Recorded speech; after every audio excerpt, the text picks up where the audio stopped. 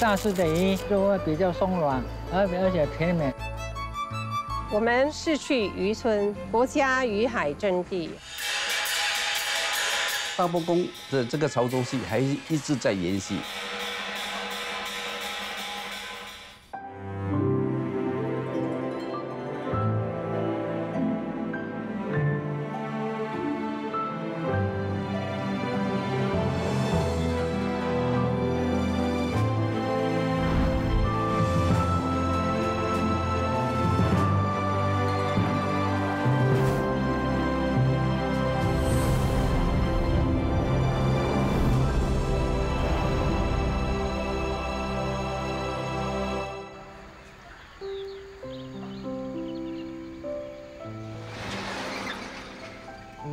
这条小径，他走了30多年。这个地方让79岁的李光先每天心心念念。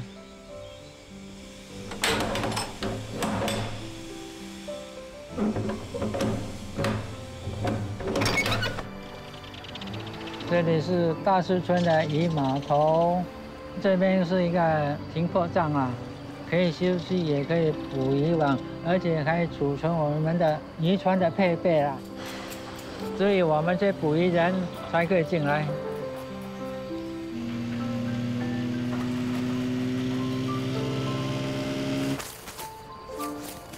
这里最适合捕鱼，因为我们熟悉这里捕鱼的什么地方有鱼，什么时间、什么日期啊，而且在这里长大，熟悉这一行。 李光先是大士所剩无几的渔民。大士是马来文 "twas" 的音译，源自利用树枝引鱼入网的捕鱼方法。在1898年的地图上已有大士这个地方。华族先辈郑万宝等人到大士村开发种植甘蜜和胡椒。 从1920年代开始，渔民在大士沿海设渔栅捕鱼。走过1个世纪，渔民还坚守着传统捕鱼业。这里是他们口中的新码头。这边走过去大概10分钟就到我们以前的旧码头，可以parking100多艘那个小船，而且一条河流，很多红树林。 啊，很热闹。早上还有人在港咖卖菜。港咖就在玉郎路18英里，也被称为杂贝沟。路的尽头有海关中心和警察局。大士渔村码头就在这里。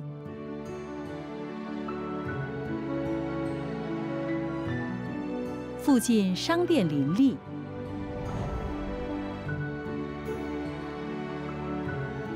再往里走有间大士伯公宫。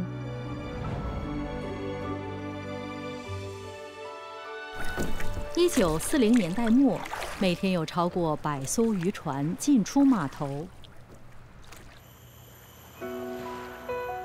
政府从1960年代开始启动玉郎工业区计划。 移山倒海，填平大士村和周边地区，一大片工厂拔地而起。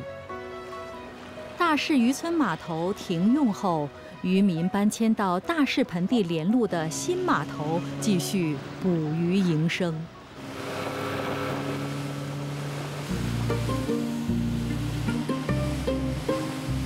68岁的陈才林一家3代都是渔农。潮起潮落间，他与大海为伴了50多年。7点多就去收网，我这样去那边啊，要半个钟头了，还是40分钟了，有时比较远一点了。看到我的那个船呢，我放那边就去那边收。 这边抓的鱼比较多是红糟鱼啦，那个骨虎啦、乌鱼啦、咖鸡啦。我们抓熟了，这边比较容易抓，我们知道哪里不可以去，哪里可以去。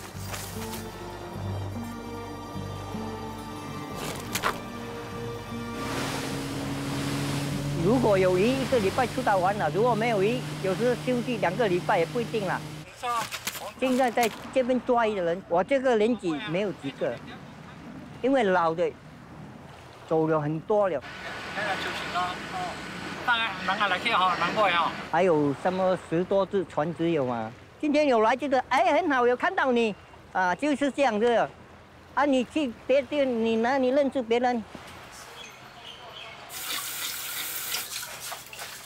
渔家子女多数借由鱼鲜抚育长大。李光先觉得，在大市捕获的海鲜味道特别鲜美。大市的鱼以前没有填海，那么填海的鱼也没有水的压力啊，它人就会比较松软，而且甜美，这个天然地理造成的。李光先每餐无鱼不欢，偶尔邀请妹妹们到家里尝鲜。小时候，我们每天的餐桌上就是自家抓的鱼，有的是捕了之后大的鱼拿去卖，鱼虾拿去卖，小的我们自己吃。那么小鱼也很好吃，很甜美。养得很成功，金枪鱼。闲话家常中，唤回许多消逝的记忆。三妹李喜梅依然怀念大市村的干绑生活。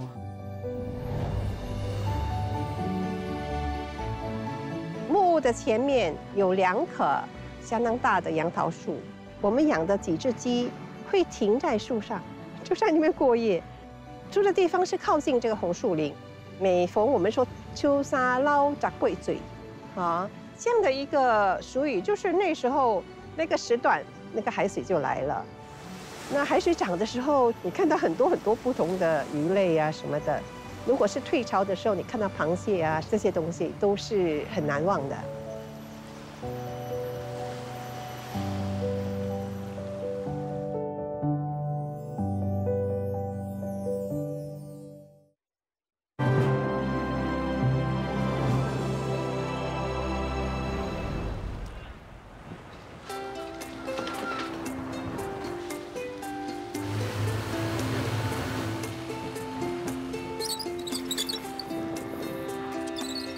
62岁的李秀全在大石村长大，从小就喜欢垂钓。我家在大石村的一个漂亮的海边，三面环海。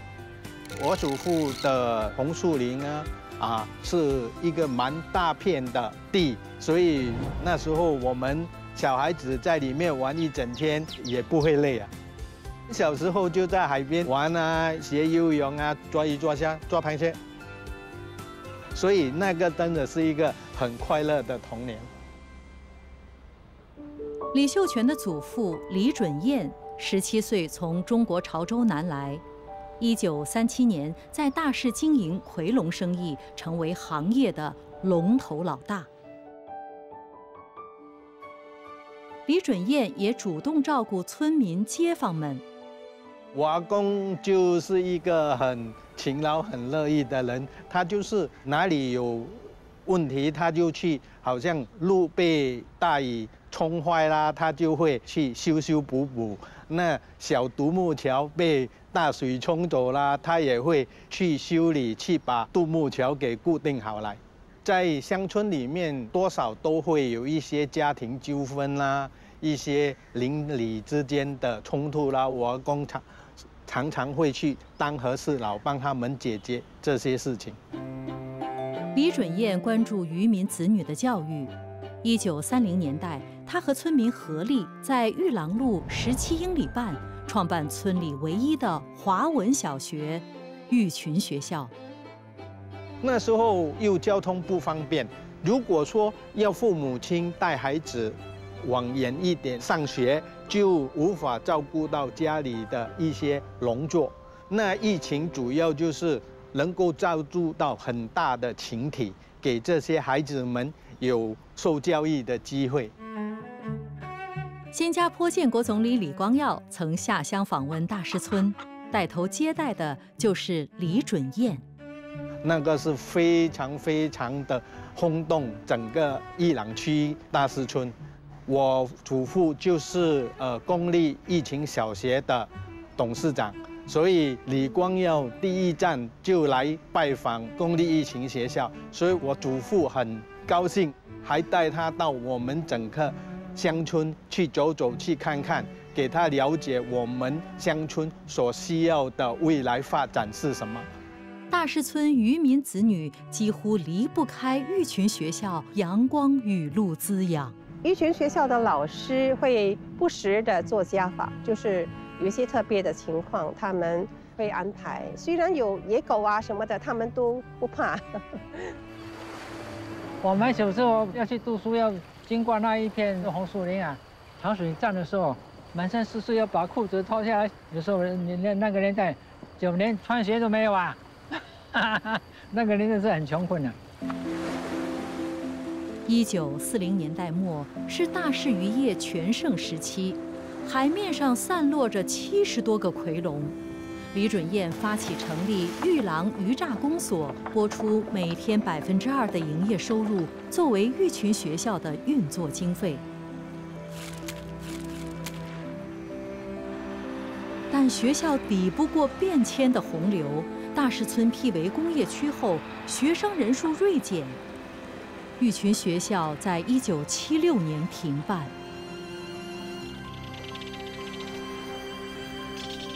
这期间，李秀全的爷爷也结束了夔龙生意。当时抓的鱼也越来越少，成本也越来越高，而且我父亲那时候也开始往外发展，没有接手他的生意。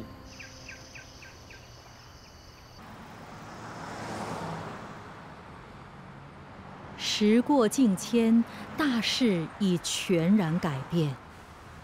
前面一大片工厂是以前我们高工的住家，不认得了，已经变成工业区了。晚市只能回味了啊！不要去想它啊。1949年注册的鱼榨公所并没有解散，而是迁移到了大士设施中心。渔山公所保留这个宝号哦，大概几十年了。当初卖的是活海鲜、鱼虾，后来转型卖成炸货，赚取一点资金作为会所的开销。从前的夔龙头家都已改行了，李光先仍然待在鱼榨公所当财政，为10多名会员服务。育群学校停办后，经历复校合并的起落，最终成为历史名词。虽然学校不复存在，但育群这个名称获得保留。我有一点伤感，就是这个学校已经不存在了。大士工业区一带还能看到如坤这个名字，有如坤路、如坤十个这些路。目前如坤这个名字用在地铁站也好，用在巴士转换站也好，这个就是时代的变迁。我们也要高兴地接受政府还能够保留这这个名字下来，所以给我们这些过往的乡村孩子有一点的回味。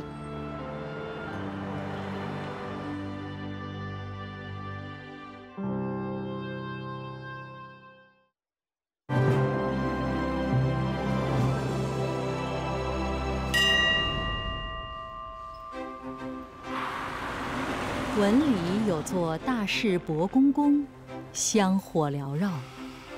大士村土地被征用后，伯公宫1985年在这里重建。前国会议员洪茂成也是筹建委员会成员之一。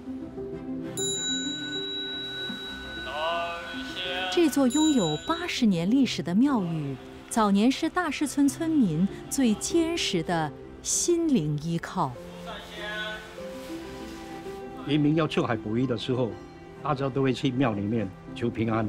那么做农的乡村的一些农民也会到庙里面去求大伯公的保佑，直到家人平安，养的家畜也平安。大伯公庙的香火非常旺。 74岁的洪茂成从小常到庙里拜拜，最期待的是看酬神戏。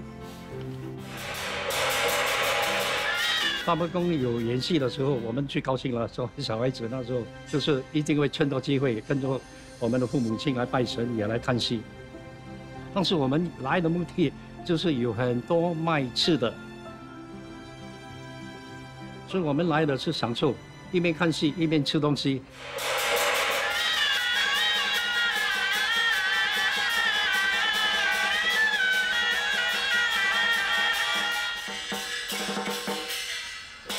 如今戏台上水袖飞扬，戏台下知音难寻，但大家耳熟的乡音仍寄托一份浓郁的乡情。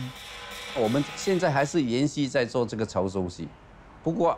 现在的人就没有以前的人看潮州戏的人多，不过偶尔还是会想起我们以前在大市村非常热闹、非常值得怀念的一个大伯公诞。文理购物中心这间70多年的老字号，是陈维邦的父亲留下的杂货店，最早开在大市村。1970年代。 大市村进行大迁徙，6成店家移师阵地，来到文里。陈维邦的父亲陈业茂是大市村民熟知的地方领袖。2战期间，日军发动肃清大检正，屠杀华人，陈业茂逃到大市村避难。他后来开了杂货店。 我们全家大小都要在店里面帮忙我父亲，所以到中午的时候，我父亲就会送饲料跟杂货去农村村民的家里，所以我就会跟着我爸爸的卡车，跟着他去农村各家各户去送货。陈维邦在大市村出生成长，父亲的2间杂货店离住家仅几步之遥。 我的家就在叶兰路大马路旁边，对面是一间天主教堂。我最喜欢的就是在我家后面的池塘。每当涨潮的时候，我们小孩子都会去池塘抓鱼、抓虾，口干了就上那个岸边采点果实，采红毛丹、采椰子解渴。但是每天都是弄到身体肮里肮脏的。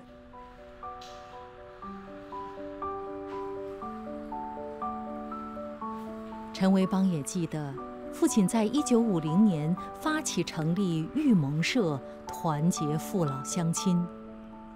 这是玉郎区首个民间自助团体。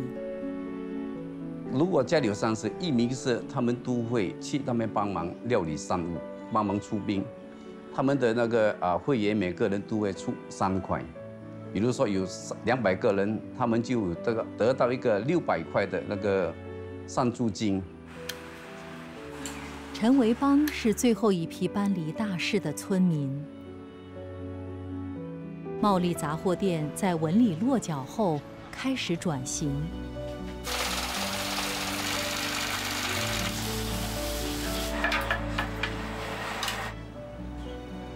尽管人事已非，大市村民之间的情谊不变。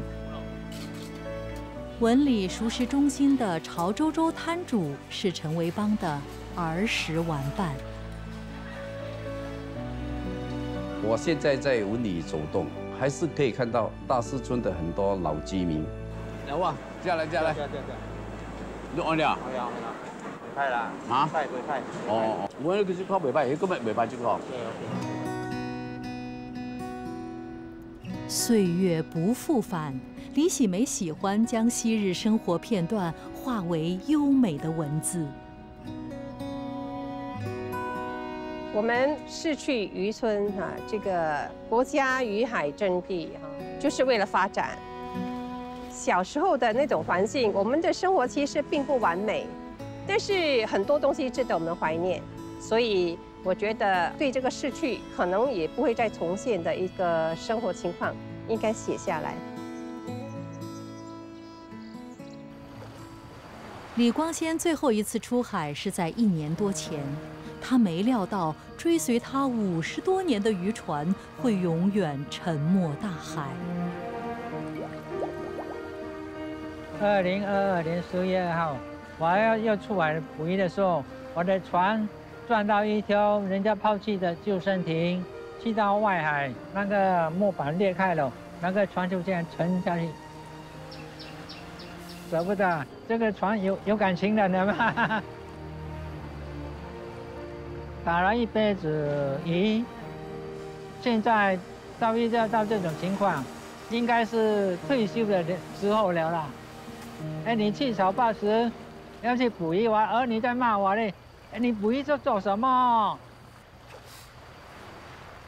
遥望海天一色的捕鱼时光已成为过去，但李光先习惯回码头看看，打理周遭环境。我是当了60多年的渔夫，这一做就是一辈子的工作，只有这一份而已。虽然说没有捕鱼，还是忘不了这个地方啊。渔民信奉的妈祖在码头守护了大家几10年，再美好的光景也有落幕的一天。